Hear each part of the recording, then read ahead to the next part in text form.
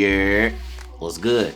It's your boy, and here we are with my C70 rig.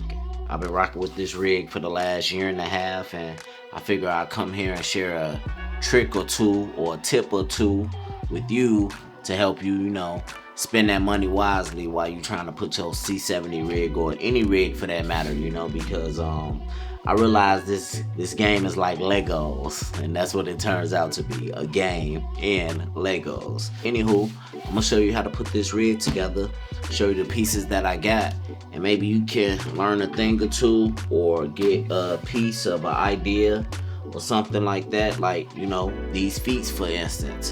Look how stable this rig is. This thing ain't falling or tipping over, you feel me? So let's get to it. We're gonna break it down, take everything off, put everything back together. I'm gonna talk about the cage I got on there, which is by shape, talk about the external battery I got on there, the handle, my monitor, everything. So let's get to it.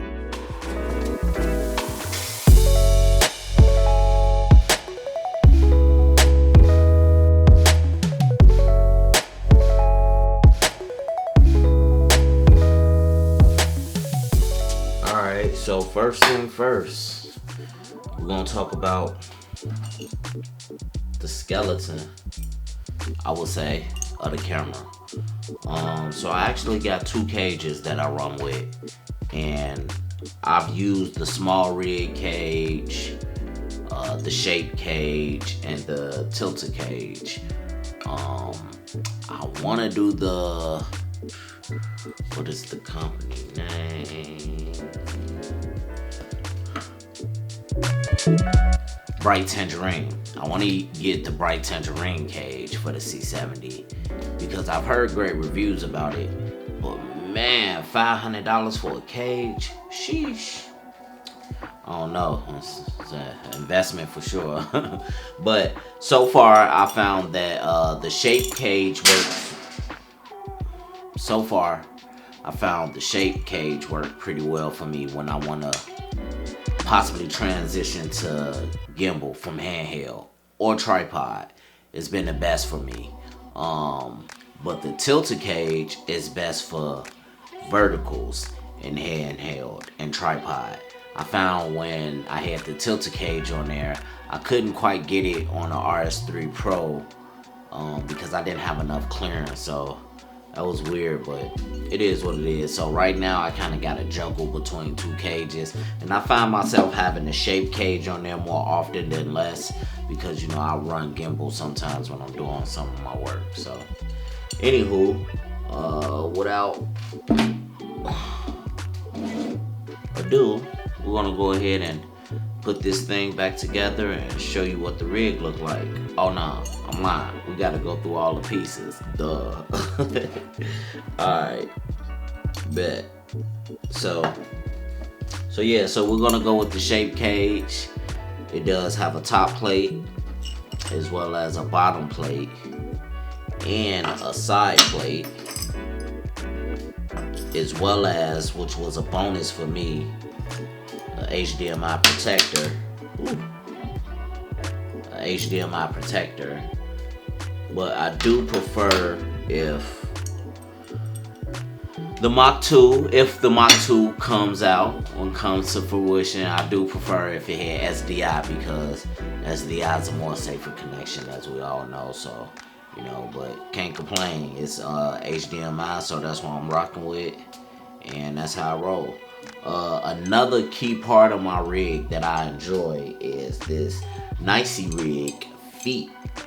So basically this helps my entire rig be balanced because I can sit it down and all 4 feet are touching the ground or whatever surface it is without wiggling. And this also has oh my god, I keep dropping pins.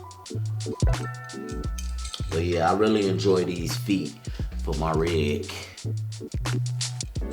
It definitely keeps everything stable. Don't have to worry about it falling over or being unbalanced with this. So this is actually pretty great.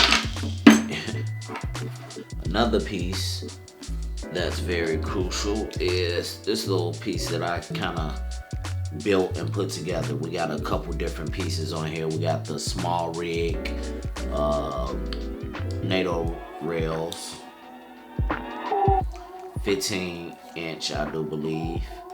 And then we got a cheese plate in the middle of that with a quick release for my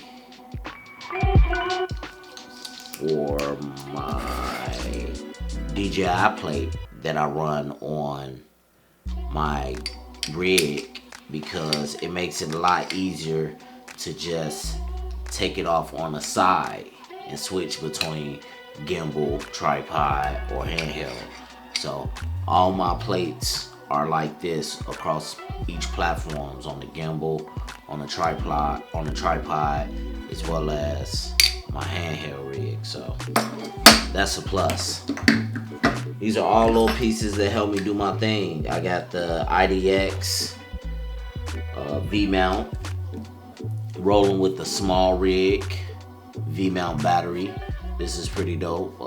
This isn't the Pro. This is the 99 one, the small rig. They got a Pro version. I just haven't updated yet. I did find out that these are only great for cameras, or at least for me, because at least this one specifically, power any lights, you know, the 300, 600s. I even got the small rig 250 D's and B, and this doesn't really do it that great. You feel me? So I'll be wary on that if you was looking to get this battery for such. Right now we rocking with the Canon 24-105. This is a rental, but we do have ours on order, so hopefully that'll be coming in soon. This thing been great.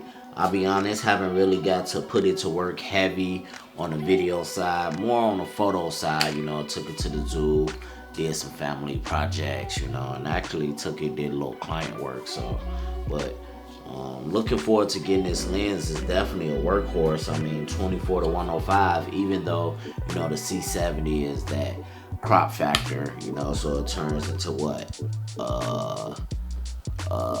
36 to 115 or something like that, you know, so it's still very versatile. And 2.8, that's pretty dope. So looking forward to getting some more feedback on this and getting some reviews done for that. I'm rocking with the Atomos Shinobi Connect. It's interesting because this release, and it was this window where it was the only one of its kind, but then it was pulled off market because they got Atomos Shinobi Ultra now. So it completely replaced the Connect. I guess it's some upgrades to it. I found out it wasn't worth me switching, you know. I got it when it dropped, so I was gonna stick with it. And I enjoy this monitor. It's a 7-inch monitor. It's pretty dope, you know, so definitely recommend it if you don't have a monitor. And then I'm rocking with the Deity, what is this? The Deity, I forgot the name of it. I'll put it up on the screen for sure. But a little shotgun mic from Deity. My biggest thing that I like was the form factor. You know, I don't really like a big giant shotgun mic hanging out the front of my camera, so the form factor helps me get the professional audio that I need.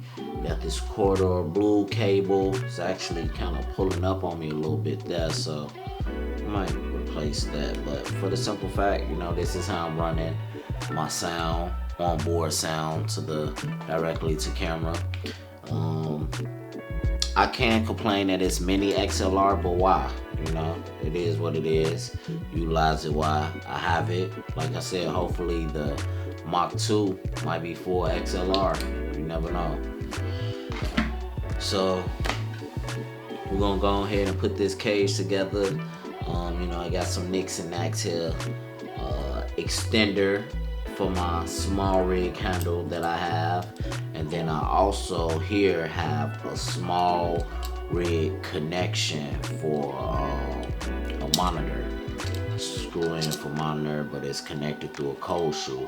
But actually what I do is I put this extender here because it's RF pins, and I put this extender here, and it gives me the option of kind of securing that in there, so that is permanent. I know that never come out, and it gives me a little extension more on the handle once I have it, you know. So we're gonna go ahead and get into setting this thing up and doing what we do, baby. Let's go.